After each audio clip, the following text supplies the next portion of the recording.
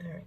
For the purpose of today's video, we're going to be talking about the UNC 12 probe, which is the probe we use here in our clinic at Plaza. All right. The function of this probe is to detect the periodontal pocket to determine the health status of the periodontium to see if the tissue is healthy or diseased. All right. It consists of 3 parts, like any other instrument. We have the handle, the terminal shank, and then the working end. The working end, as you can see, is blunt, rod-shaped with millimeter markings. All right, each millimeter marking stands for a different number. So as you go in to probe the patient, for example, if we just go in and it's like about right there, that's a 1. But if we push it in and it covers the line, that counts as a 2. We go in a little deeper, that's the 3rd mark. 4, all right, covering that. And then this thick mark, all right, it counts as a 5. But if it covers the whole thing, it does count as a 6, okay? I wanted to note that the working end and shank is greater than 90 degrees, all right? When using this probe, we measure 6 working zones per tooth. All right, so the way that this instrument is used, you want to start here on the right side, on the facial side, and we're gonna do 6 faces, all right? So we're gonna have the distal facial, which is here, right? We have the facial, and then the mesial facial, and you're gonna go and do the whole facial side. And then once you get to over here, you're gonna come back lingually like this. So you're not going to go ahead and do, for example, this tooth, right? And then go ahead to the lingual. No, you're gonna start here on the facial, go all the way around, and then you come back lingually, and you're gonna end here where you start. Same thing when you're doing the maxillary.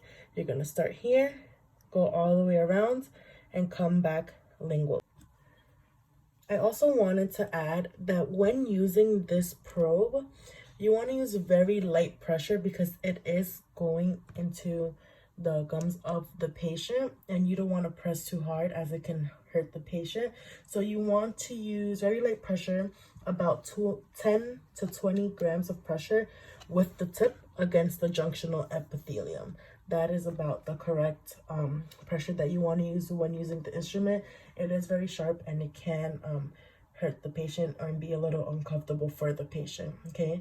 Some indications for this instrument is the probing depth, the clinical attachment level, the relative attachment level, bleeding upon probing, the demarcation of mucogingival junction, amount of keratinized gingiva, amount of attached gingiva, gingiva recession, frication invasion or involvement, size of atypical or pathologic lesions, distance between teeth, and some contraindications. You wouldn't want to use this instrument, obviously, on an edentulous patient, so a patient that doesn't have any teeth. And also if there is signs of infection, especially an active infection or any sort of disease, you wouldn't want to use this instrument as it does go subgingival, and you know, you could spread the infection, and we just want to avoid that. When probing, you want to make sure that the probe is kept in contact with the surface of the tooth, all right? And make sure that it's parallel to the long axis of the tooth, okay? So you want to tilt it away from the tooth so it could be angled into the sulcus, because the way that, you know, you don't want to go straight down and then you're going to poke the patient. You want to angle it kind of sort of so it's pointing, like just picture this as a cone so that it's pointing to the axis of the tooth, okay?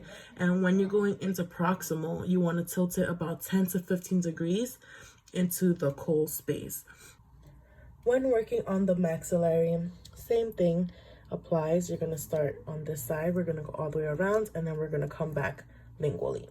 So we're going to go ahead, place our fulcrum, insert at the line angle, walk it right at an angle.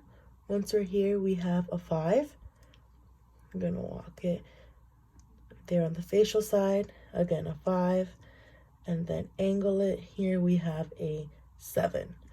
Same thing applies.